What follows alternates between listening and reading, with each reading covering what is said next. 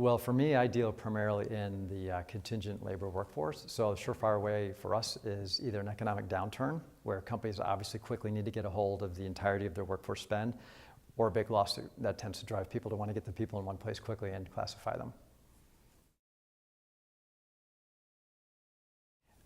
I think realistically, no. The reason is there's certain people, especially executives, who are special, and they always go around the system. So you can get it down dramatically. If you had the power to say, only those that are in the system will be paid, then perhaps, but I've never seen a situation where we've had 100% compliance. So I say no.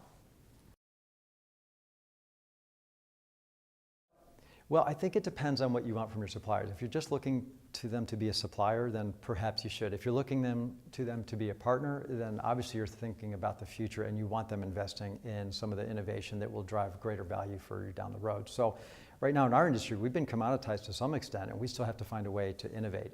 And the client still wants you to bring greater value, but they're going too hard on the price, in my opinion. So I would say you absolutely have to zoom out and look at the total value that you're going after and classify, is this going to be a partner or a commoditized player?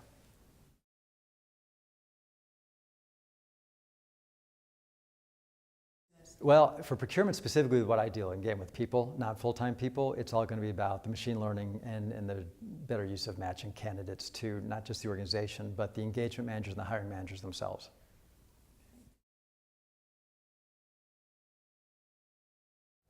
The go-to question I have is, what are 2 or 3 things you're really, really bad at? And what I'm looking for is A, what they're really bad at, but more importantly, the degree of introspection that they have. So if they have been honest with themselves and done a real inventory of what their areas of development are, which are their weaknesses, then there's somebody I can trust and work with. If I hear somebody say, you know, I don't have any, then they're not going to be a good fit for us.